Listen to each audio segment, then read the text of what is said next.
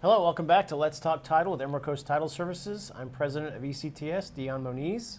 And I'm Ashley Bowen, a licensed title agent and director of operations for Emerald Coast Title Services and a licensed instructor for Florida Realtors.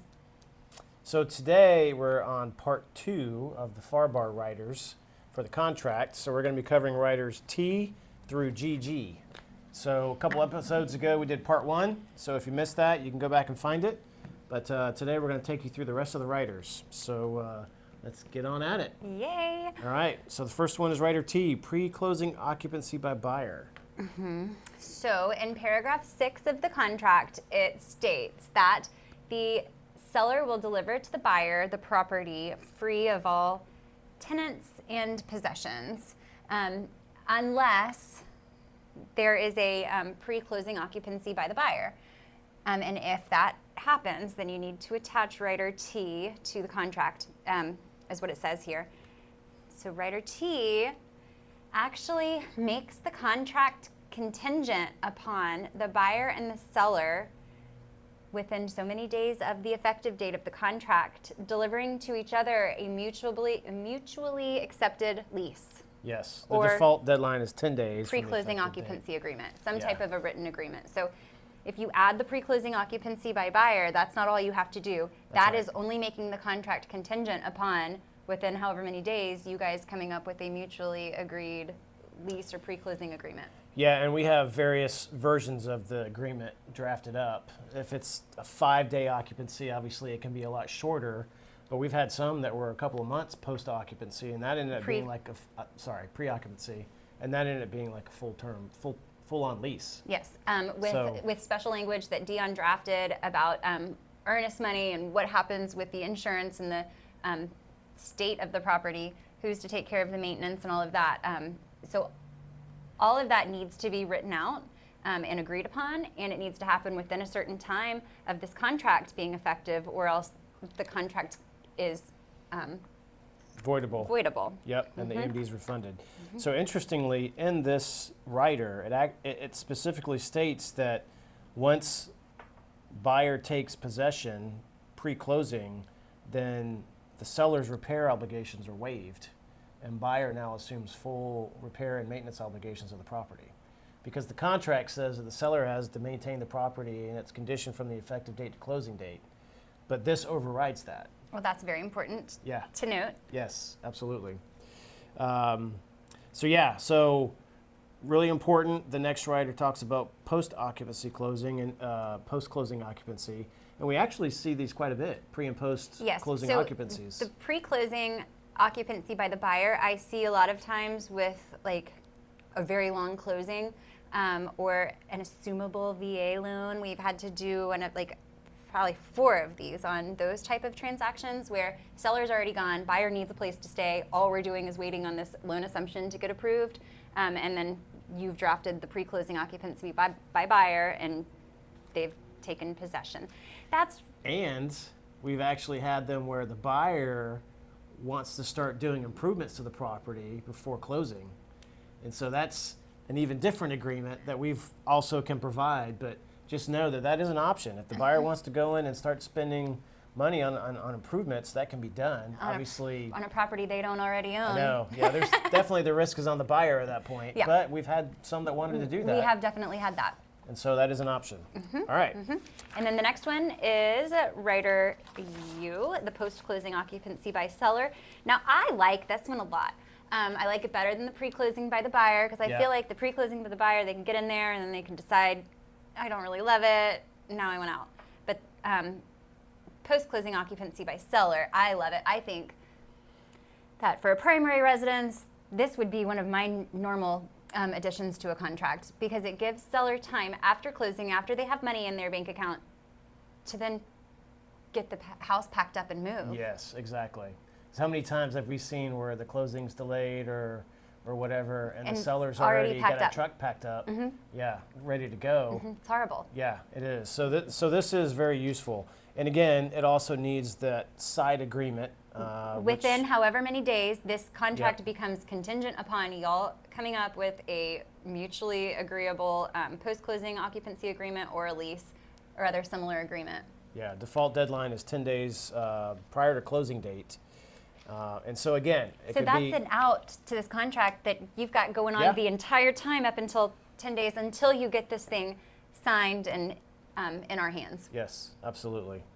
And again, it could be a short 2-pager or it could be a full-on lease depending on And the again, length of the possession. Dion has drafted some, and we all have access to them in our files. So if we're doing the closing, we can provide that document to you. So on both of these, though, if the closing doesn't happen, then you've got a situation where you have to kick the person out.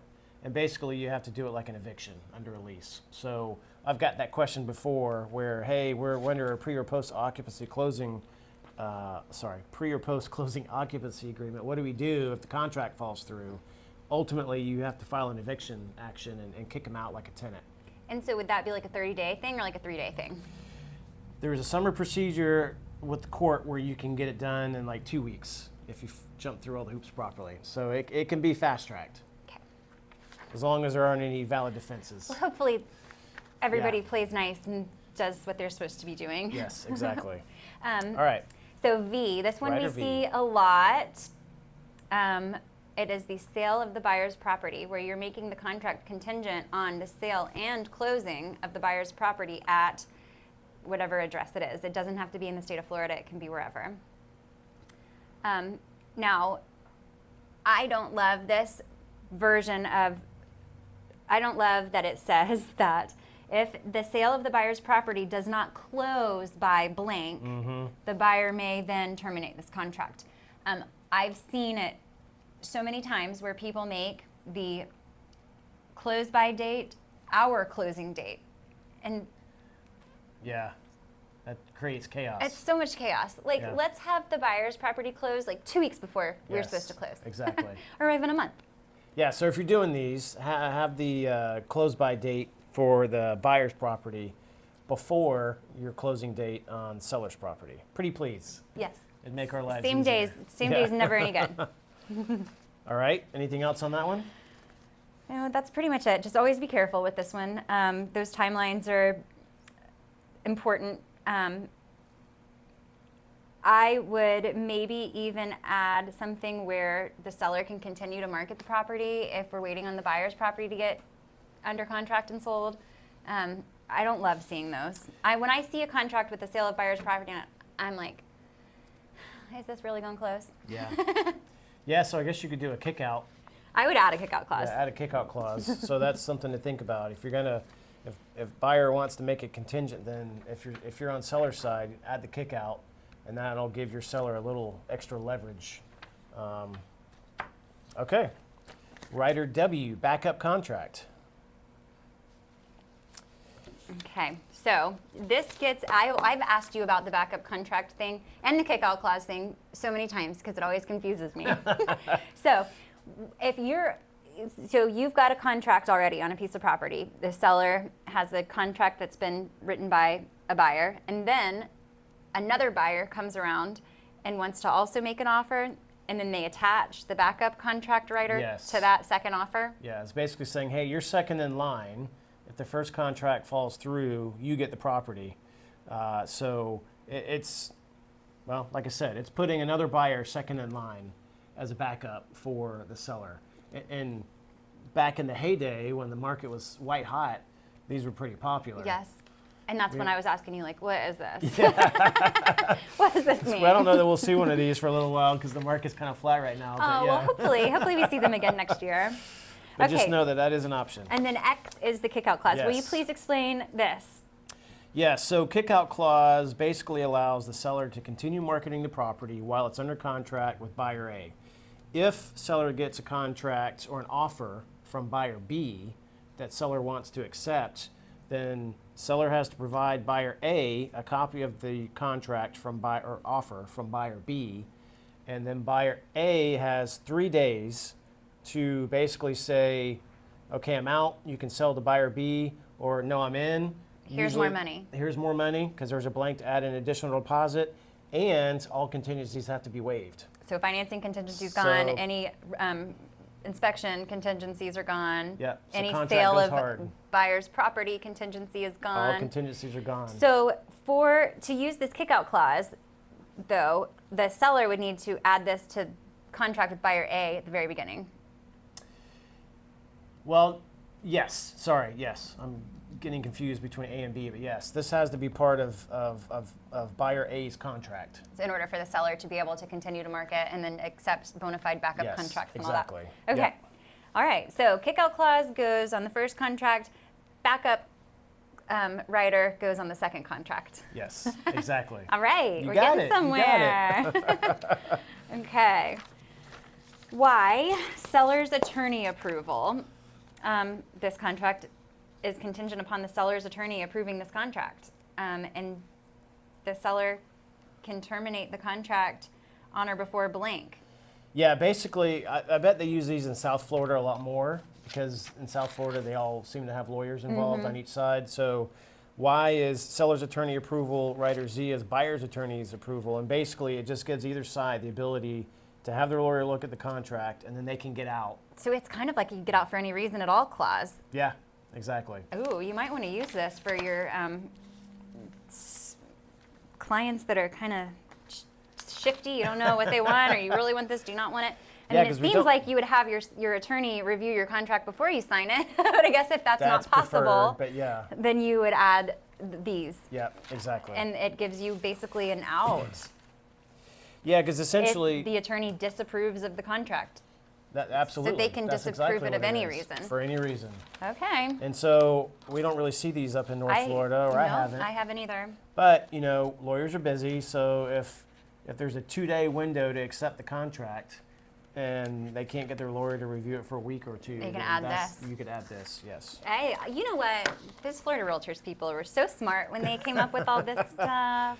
Again, I'm pretty sure those were created for the South Florida I'm folks. sure they were. So writer AA is licensee disclosure of personal interest in property. So if you are a buyer or a seller and you're a party to the contract, you're a buyer or a seller on the contract and you're licensed, then you need to have one of these. We do see this quite often, and I love seeing that because that means that our realtors are investing in their own industry. Yes, exactly. So basically, if you're an agent buying property, you have to... Or selling. Or selling, you have to include this. Yep. All right, easy enough. BB is binding arbitration. I hope no one ever adds this to their contract. Who would want binding arbitration? Yeah, y'all please don't do this. Arbitration is not as good as it seems. While it seems like it's faster and cheaper, usually it's not. So just skip it altogether. Don't use BB. I mean, and it's just like in the listing agreement and the buyer broker agreement where Dion says don't initial next to the binding arbitration clause Exactly. because it makes you have to arbitrate. And I guess I should explain why I don't like arbitration clauses. So perfect example, years ago, I had a contract that had an arbitration clause in it. The other side didn't do anything, and my client still spent $10,000 in legal fees and arbitration fees to jump through all the different hoops to get, we had to actually have a full hearing with no one on the other side of the table just to get the arbitration award. And so in mediation, if that were to happen, if you had a mediation scheduled, the other party didn't show up, do you just win? No, look, that's non-binding. But what you can do is you file a suit in circuit court or county court, depending on the amount of controversy. And if the other side doesn't respond, you can default them and then file a motion for summary judgment and get a judgment, you know, within the course of a couple of months. And it's a whole lot cheaper than $10,000, Okay. usually. So anyway, I recommend you don't use Writer BB. Don't use that one. All right. CC is Miami-Dade Special Taxing District Disclosure. And so if we are not in Miami-Dade County, do we need this? I say no. Okay. So unless we have any listeners in South Florida, don't worry about CC. Okay. Dee, this was a rather new one. This came out in Yes. 2021. And this falls back to paragraph 6 of the contract again, occupancy and possession, where the seller is supposed to be delivering the property at closing free of all occupancy and Tenants. Yeah. yes, and future tenancies, unless paragraph 6B is checked, stating that it is still under a lease or a seasonal rental agreement. So the old version of FAR just basically made it subject to long-term leases. It didn't have anything addressing short-term rentals. And North Florida, there's a lot of short-term rentals. So when they revised the FAR contract, they added language under 6B that now references short-term rentals and Rider DD. And then Rider DD supplements that and basically says, all right, if this property is subject to short-term rentals, then you box under Section A of Rider DD, you've got some boxes that have to be checked. One is whether or not the seller can continue marketing the property for rent after it's under contract.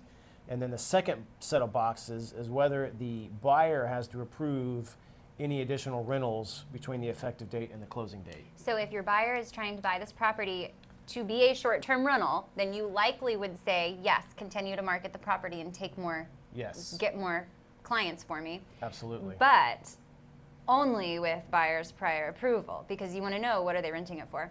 You don't want them to rent it for $50 a night because you're only going to be making $50 a night. Right, So yeah, I would say, exactly. yes, I want you to continue booking, but I want to approve it. Yes. And on the flip side, if you're buying it as a primary residence, your lender wants to see that you're not going to continue marketing it, so you got to check no. May not enter into any new. Yeah.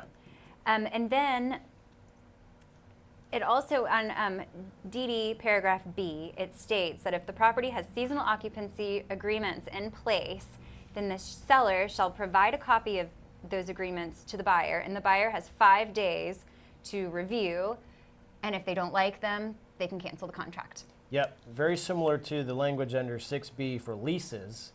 They get 5 days to review the lease and then can back out. So the same thing under Rider DD Section B. They get to review the rental agreement because they're going to be subject to that rental agreement for the rentals that are booked between effective date and closing date. So they can look at that and say, nope, don't like that rental company, I'm out, which I don't think we've ever really seen that happen, but sometimes it is an option. But we always recommend that you just go through the season with the current rental company, and then next year you can change it, because the current rental company has been advertising it and taking bookings, and it's such a pain to transfer everything. You may not get as many rentals as you already have with the new company, and so just stick with them. Next year you can change it. Yep, absolutely. And I recommend, if you're buying a property that's short-term rental, you need to have some extra language under Section 20 of the contract that addresses who owns those rentals between effective date and closing date. Because if you don't have that language in there, you could get into a situation where the seller simply moves the reservations to another investment property he or she has. So you need some language in there that says all bookings in place and through the closing or to the closing date, belong to buyer, so that you avoid any pitfalls there. Because we had an agent get into some hot water years ago where they didn't put that language in there. All the rentals were moved to another property, and the buyer lost out on like $15,000 in revenue, and the agent had to eat it. Not good. So if you have this going on and you need that additional language, reach out to me, Ashley, at ects.com, and I can get Dion's special language and get it over to you pretty quickly. Yep, absolutely. Copy and paste. Yeah. And then EE is talking about financing for improvements for property for clean energy. So if someone went and got a new AC unit or a refrigerator or hot water heater that was clean energy, they were able to get financed, but then there is a UCC financing statement that gets recorded, and this is a lien that you have to pay back at closing, and it's basically saying that you're going to have to pay back that lien at closing. How about solar panels? Yes, we already knew that. Same thing. It's the same thing. Yep, UCC financing statement, it will have to get paid at closing unless the buyer wants to assume that loan and then continue making those payments afterwards, but most buyers don't want to do that. No. Luckily, we haven't been seeing too many of those lately. Yeah, I think people finally got wise about solar panels. And then a lot of the properties that have solar panels that got hoaxed into getting them, a lot of them have already sold, and they had to pay off that big old $60,000 lien with it. Now the new buyers have great solar panels. Right. But in a few years, when they need a new roof, they're going to have to take them off. Yeah. It just doesn't make sense. I just hate it. Okay. So now here we are at FF and GG. Yeah, these are two of your favorites. I think that we have done a podcast on FF and GG. We have. So if you want to really deep dive into these things, you can go back and re-listen to that. Yes. But FF is if you are told that the seller is not offering compensation when you make that phone call, when you want to make an offer on a house, and you ask, hey, listing agent, are y'all offering compensation? If listing agent says no, or maybe send us an offer, then you would add FF to your contract, where you're asking the seller to please pay the buyer, give the buyer a credit to cover the amount of commission that the buyer is to pay their agent on the BBA that they've signed. Yep. And it has this extra language that says, in the event that this credit exceeds the amount allowed by the buyer's lender for such contributions, like if it's an FHA loan and they can only have a 6% contribution from the seller, and this credit makes that 6% over, then the credit changes and it is adjusted to be directly paying the buyer's broker and not a credit to the buyer that then gets paid to their broker. That way it doesn't mess up underwriting for the loan. Yes. Yeah, so it's good that they have language in there. It does. Another situation when you would use this is if listing side is providing 2%, but buyer's BBA has 3%, you can still make an offer for 3% payout, and it would just go on here, and the seller would have to agree to go outside of what they already agreed to and pay the extra. So, and we've heard a lot of agents doing that. We're like, oh, offering 2, well, I want 3. So that's why you would use FF for that. And they will either get that 3, ask the seller to pay for it, and if the seller says no, then what will happen is, because the buyer's already signed a BBA at 3, so the seller will just pay the 2, and then the buyer will be left responsible for the 1% that's owed to their agent. Yeah, if the seller doesn't agree to go up. Right. Okay. And then GG is our last rider. And this is seller's agreement with respect to the buyer's broker compensation. This rider makes the contract contingent upon the seller's broker and the buyer's broker, or the seller and the buyer's broker coming up with a compensation agreement. So this defaults to 3 days. So after you're already under contract, the contract is contingent upon you guys coming up with the side agreement about the compensation. That's what GG does.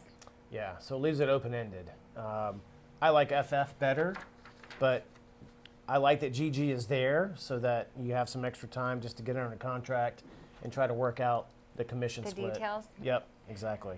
I don't like GG at all. I would say go ahead and know up front, and if you don't know, then ask for it on the FF, and don't make the contract contingent upon it. But that's my opinion. But they're both there because everybody sees things in different lights. Yeah. And if you ask 10 different brokers what's the best practice, you'll get 10 different answers. Yes, exactly. Some love FF, some love GG, so it is what it is. And some just like to write it in the additional terms of the contract, yeah, exactly. which I think is just fine.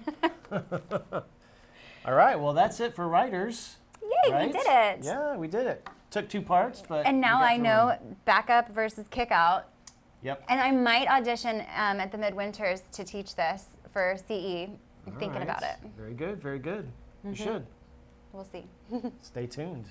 Okay. All right, well, thank you for joining us. If you have any questions or have any ideas on what else we could talk about, feel free to reach out to us. Also, check us out on all our social media channels, ects.com, and all the other good places you can find us. And in the meantime, I guess we'll say goodbye. Bye-bye.